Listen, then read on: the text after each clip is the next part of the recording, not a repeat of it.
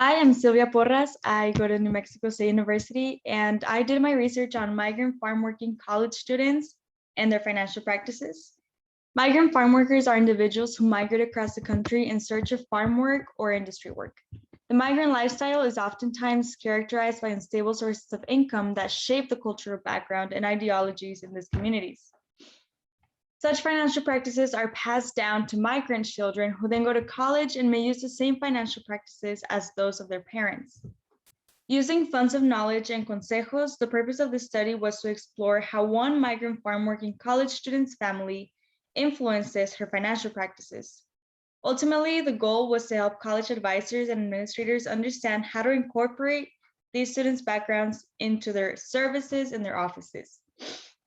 The research question guiding this study is, how does the cultural and familial upbringing of migrant farm working college students influence their financial practices? The conceptual framework for the study is funds of knowledge and consejos. Funds of knowledge refers to a set of skills and knowledge coming from historical and cultural backgrounds, and they're influenced by life experiences.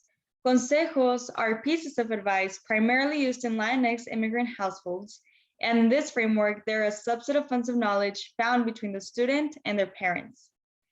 Down below, you can see the conceptual framework model and how it is all connected. And this study is actually part of a larger study that employed participatory action research methodology with 5 migrant farm working college students. I served as a participant co-researcher with my research mentor, and I interviewed one of our study's participants. She chose the pseudonym of Rowena, and this particular study focuses on her story. I used 3 methods to answer the research question. The first one is testimonio, which is an approach that incorporates political, social, historical, and cultural histories that accompany one's life experiences as a means to bring about change. I engaged in an instructor interview with Rowena to collect her testimonio.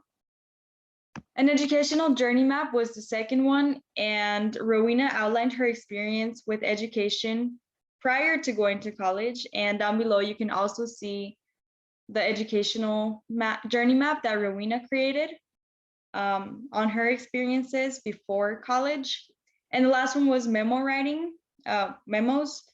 And I wrote a memo right after Rowena's testimonial, and I highlighted my immediate reactions and opinions. I also wrote any statements that stood out to me or that I found challenged or that affirmed the proposed framework that I mentioned earlier.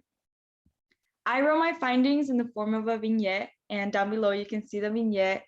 It starts with Rowena's background, and some funds of knowledge present in Rowena's testimonial include economics, geography, and language.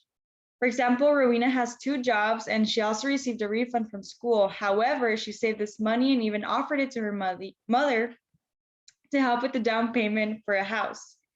These practices can be found in Rowena's experience with migrant work, where her earnings from work in the fields would go to her sister to help support the family instead of for herself. Secondly, Rowena grew up crossing the border, and she traveled with her family across the US in search of farm work. Rowena saw it as an opportunity to demonstrate to her family that she can succeed independently, because now with this experience, she was comfortable with going away to college because she was used to the traveling and being independent. Third, Rowena's first language is Spanish, but since she started traveling to Texas at a young age and later moved there permanently, she's bilingual. The ability to navigate 2 languages afforded Rowena the confidence to seek out assistance on how to take out a loan for school without concerning her family.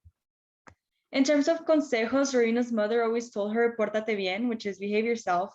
Rowena was confused by this because she knew that she had always been a good daughter and a student, and she had always tried to help her family as much as possible. In Rowena's case, this consejo became a place of tension between her and her mother due to the changing values. Regardless of Rowena's effort to demonstrate to her mother that she was independent, her mother still struggles with the idea of her leaving home and the family behind for college because of strong familial values in Latinx migrant communities, the value that children must stay close to home. Ultimately, Rowena leaned on her funds of knowledge, consejos, to demonstrate to her family that she could be independent. She took Pórtate Bien kind of as a motivation. And these findings are important to understanding funds of knowledge and consejos because they demonstrate the impact that one's background can have on practices such as financial. This is relevant because a high percentage of Hispanics and Latinx come from low impact communities, and they share the likelihood that they will follow the same financial practices as their parents. Furthermore, these students need additional support and guidance as they face varying challenges while navigating the college experience. College administrators and student financial services must be trained to guide and assist these students and those from similar backgrounds to understand how their cultural and familial backgrounds may influence their practices. They're going to face different challenges. It's going to be more challenging to them because they don't have the same backgrounds as those with parents who went to college, those who are prepared, those who have the support. And I also want to give a special thank you to my research mentor, Amanda, for guiding me through this process. Thank you.